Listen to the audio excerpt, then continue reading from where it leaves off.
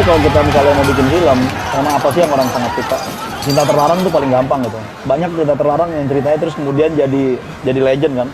Ada West Side Story, ada Chicken Rice War. Jadi gue pikir apa ya kira-kira cerita terlarang yang asik gitu. Ide klasiknya sih Romeo and Juliet. Karena ini kan simpel banget. Cowoknya anak Jakarta, ceweknya anak Bandung. Lalu mereka pacaran, kemudian nggak boleh. Karena menurut si kelompok cowoknya, pacaran orang Bandung itu kan sebuah hal yang bertentangan dengan kepercayaan mereka. Berantem lu. Hei.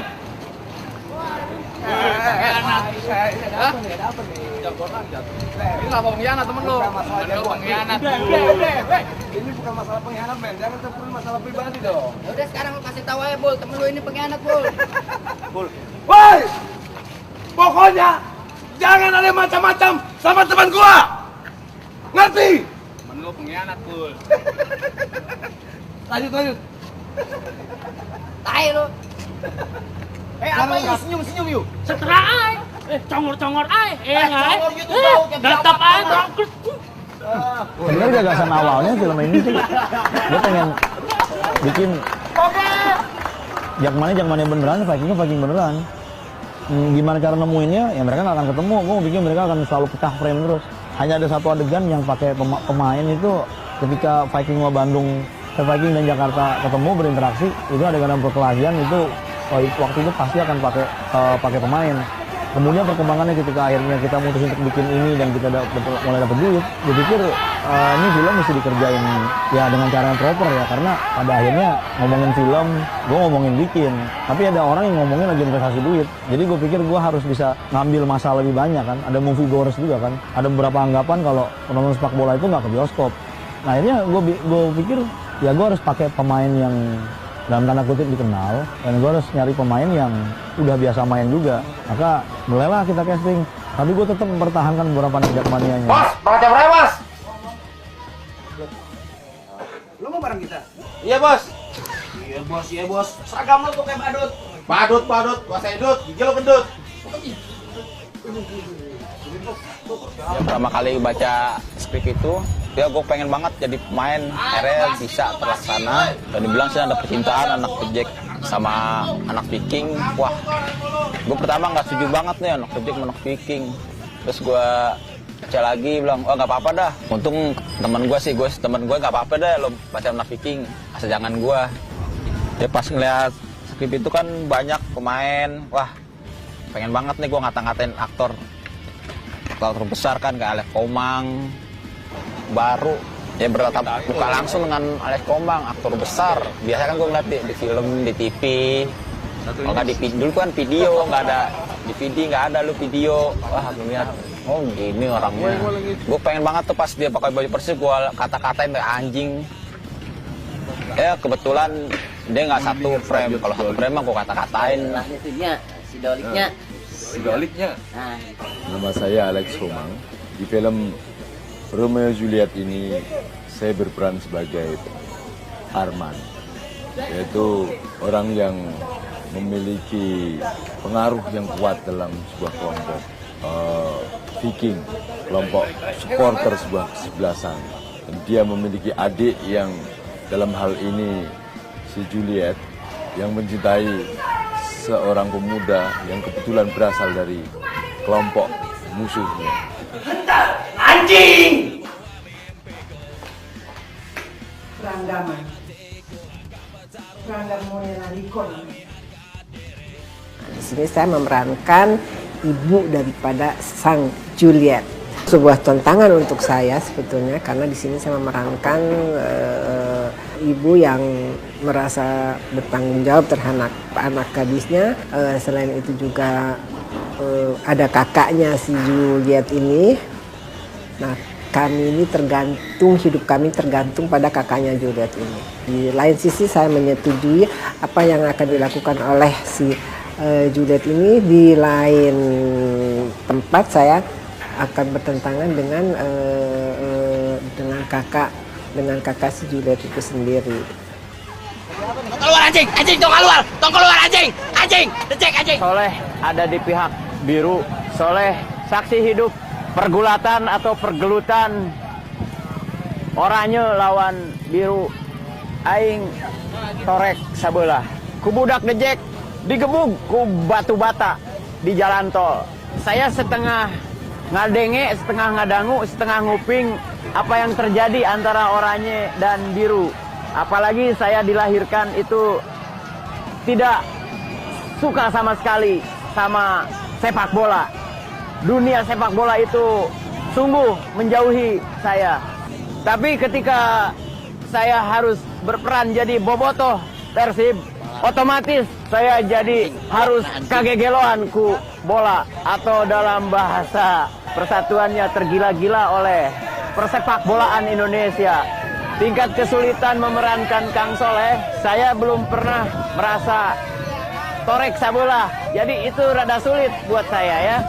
Akhirnya saya melatih diri saya selama berminggu-minggu, membaca naskah di Dahlia Lestari di sana.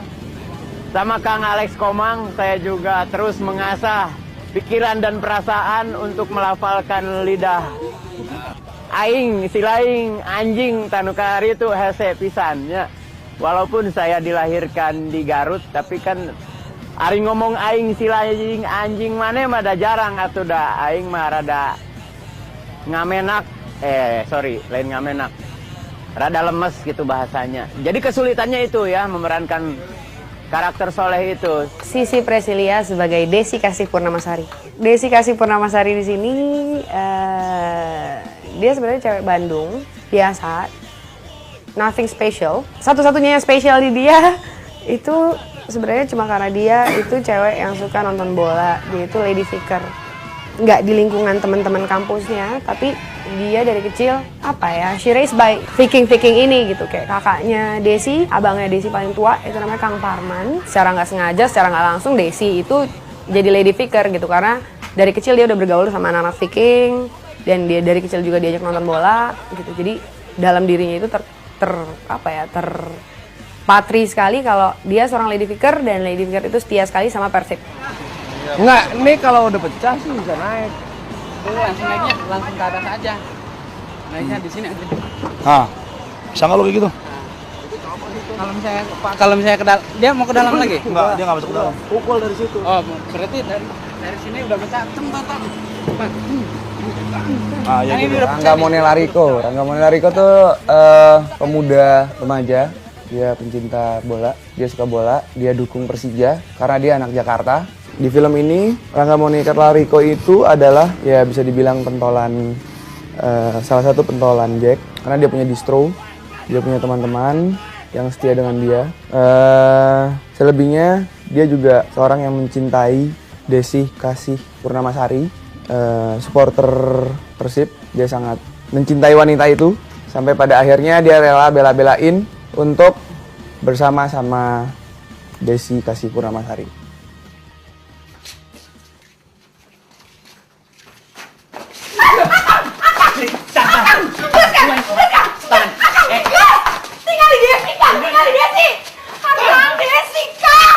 Siang, kudu ngehargain aing. Ngehargaan kurang kabeh. Pergi anjing. Pergi. Kalau tak mau mati sekarang, datang sekali lagi, aing bunuh. Bunuh, blok.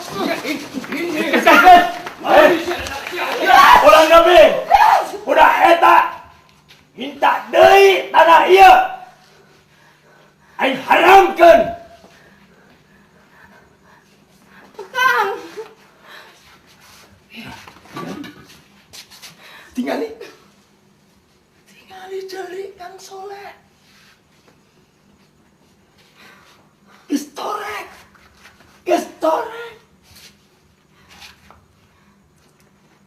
Aing moal po karena kelakuan anjing-anjing dejek.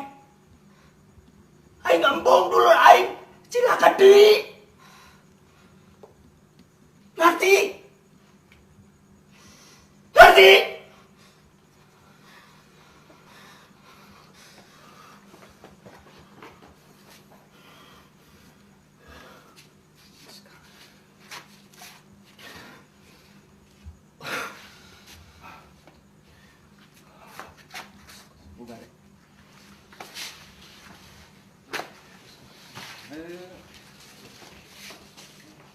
Ada beberapa fakta menarik yang anak-anak Jakmania bilang, katanya ada sekitar 8 pasangan yang putus ketika perang ini mulai. Hal yang kemudian dikonfirmasi sama seorang tokoh Viking di Bandung, tapi udah setelah setahun dari ide ini muncul. Jadi itu gue pikir, kayaknya lucu juga kalau gue bikin ya. Lalu gue mulai dari suatu hal yang sangat gue suka, sepak bola. Dan supporter di Indonesia menurut gue jauh lebih menarik daripada sepak bola Indonesia itu sendiri. Maka muncullah ide ini. Kenapa cowoknya orang Jakarta? Karena secara naturalnya cowok ngejar cewek.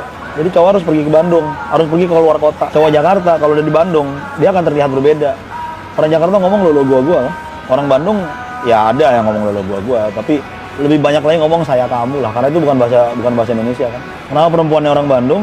Sebenarnya itu karena kalau perempuannya orang Bandung, dia akan nunggu cowoknya. Coba bayangin kalau laki-lakinya orang Bandung, dia akan pergi ke Jakarta dan Jakarta sangat multi etnis. Lalu dia akan dengan sangat mudah berbaur di sini. Ketika dia akan sangat mudah berbaur di sini, gue jadi kehilangan konflik. Ketika si cowok Bandung ini ada di Jakarta, cowok Jakarta akan sangat susah ngelacak dia dan gue akan punya masalah ketika bikin ceritanya untuk bikin logikanya. Sebaliknya kalau misalnya cowoknya orang Jakarta pergi ke Bandung, akan dengan sangat mudah ngelacak orang Bandung.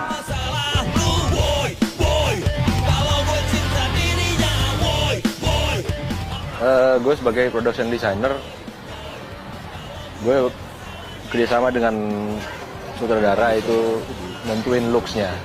Jadi dari warna, dari art, wardrobe, makeup seperti apa gitu. Kita tahu semua Jakarta metropolitan. Semua orang bergerak cepat. Mau di mall, mau di bis, mau di mana, itu ribetnya minta ampun sebenarnya. Untuk membuat gambar Jakarta itu supaya terlihat riweh, itu seperti apa ya? Memang begitu, harus handheld memang. Oke, kita coba dulu beberapa Jack mau silakan dulu.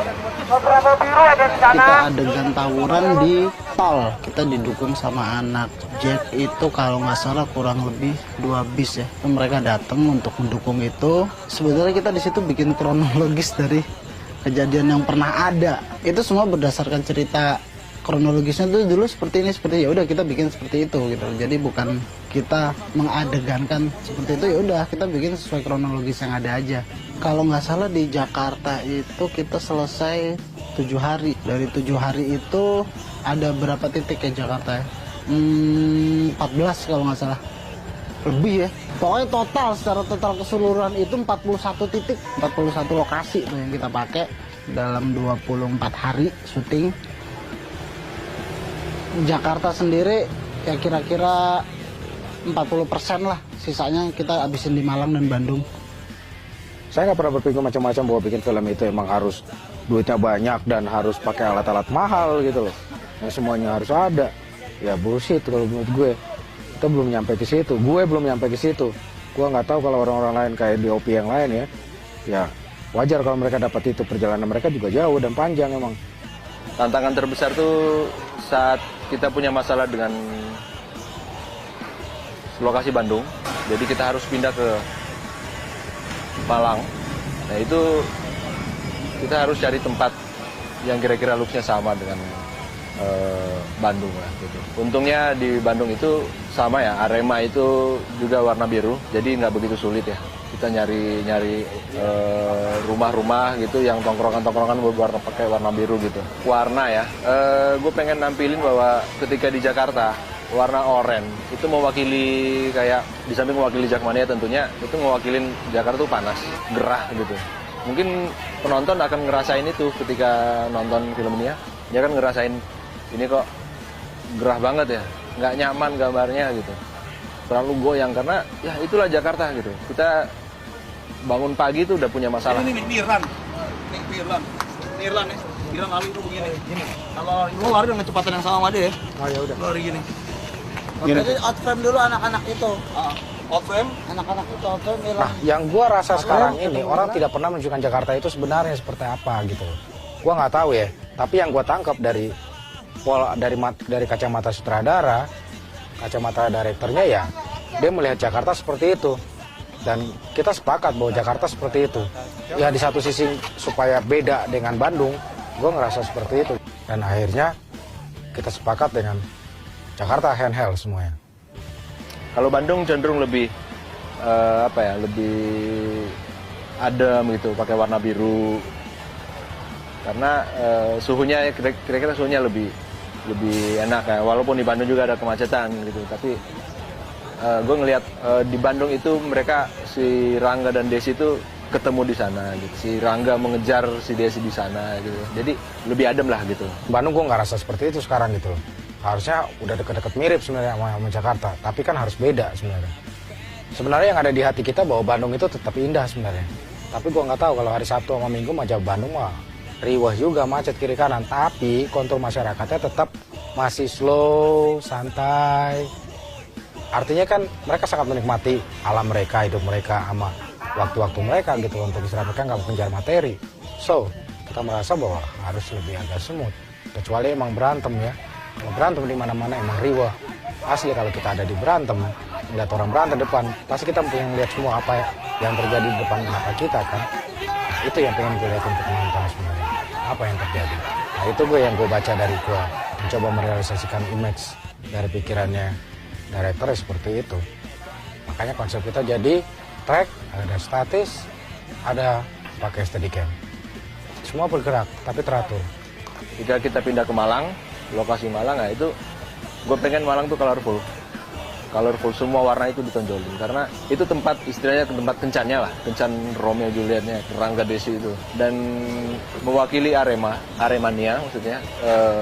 Dimana ketika mereka di Malang, itu ada tempat yang netral. Mereka nggak punya masalah dengan kedua klub supporter itu. Kalau Malang, hampir sebagian mereka lebih suka damai sebenarnya sih, walaupun mereka punya musuh gitu loh sebenarnya. Akhirnya kita melihat Malang itu Malang yang masih tetap murni, lebih alami sebenarnya. Makanya kita bikin Malang jadi normal, warnanya normal, kehidupannya normal.